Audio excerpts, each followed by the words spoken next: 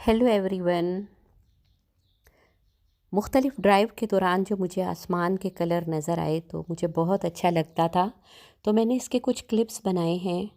और blue colour एक दिन मैंने देखा तो बहुत खूबसूरत लगा, तो इसको थोड़ा डिस्कस कर लेते हैं कि हमारे माइंड में क्वेश्चन आता है कि आसमान नीला क्यों दिखता है।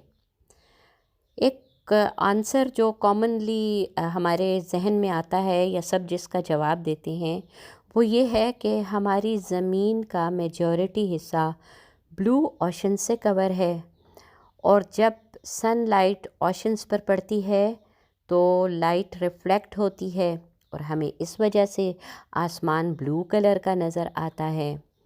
ये एक ऐसा जवाब है जो अक्सर मेरे माइंड में भी आता था और जिससे मैंने पूछा वो यही कहता था। लेकिन अगर ऐसा होता तो सहरा के ऊपर का आसमान हमें डेजर्ट जैसा ब्राउन नज़र आता, और या अगर हम एंटार्कटिका को देखें तो वहाँ पर हमें सारा आसमान वाइट नज़र आता, लेकिन ऐसा नहीं है। फिर इसकी हमने साइंटिफिक वजह देखी तो हमारे नॉलेज में ये बात आई कि सूरज की रोशनी 7 किस्म की होती है। 7 किस्म की वेव लाइंस होती हैं, और सबसे बड़ी जो वेव लाइन होती है वो रेड है और सबसे छोटी ब्लू कलर की होती है। जब ये लाइट्स हमारी ज़मीन की तरफ आती हैं तो एटमॉस्फेयर से गुज़र के आती हैं और फिर मुख्तलिफ़ गैसेस से गुज़रती हैं। जब ये रेड लाइंस इन गैसेस से गुज़रती हैं तो वो तो बहुत आसानी से गुज़र जाती हैं, जबकि छोटी ब्लू वेव्स जब इनसे गुज़रती हैं तो वो इनसे टकराती रहती हैं और सूरज से मुसलसल लाइट्स आ रही होती हैं। तो जब वो उन पर गिरती हैं, इनसे टकराती हैं, तो यहाँ पर ब्लू कलर स्प्रेड होना स्टार्ट हो जाता है और हमें एटमॉस्फेयर ब्लू दिखाई देता है। तो इस नीले रंग के आसमान की ये वजह थी कि ये हमें ऐसा क्यों दिखता है।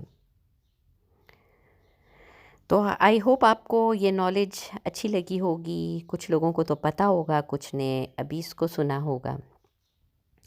बहरहाल हम आपको कुछ और भी बताना चाहते हैं। मैं मुख्तलिफ़ वक्त में जो कुछ पढ़ती रहती हूँ, मेरी लाइफ एक्टिविटीज़ में शामिल हैं बुक रीडिंग्स, तो वो भी कुछ आपसे शेयर करूँगी, कुछ कोटेशंस, कुछ अच्छी बातें। एक जगह मैंने पढ़ा कि हमें पता भी नहीं होता कि हमारा रब किस किस मकाम पर हमें गिरने से पहले थाम लेता है। उन लोगों से मत डरो जो अपना बदला लेना जानते हैं, हमेशा उन लोगों से डरो जो अपना मामला अल्लाह पर छोड़ देने वाले हैं। एक और जगह मैंने पढ़ा कि ज़िंदगी के सफ़र में उन लोगों पर तवज्जो ना दें जो आपके रास्ते में खड़े थे, बल्कि उन लोगों का सोचें जो हर मकाम पर आपके साथ खड़े थे।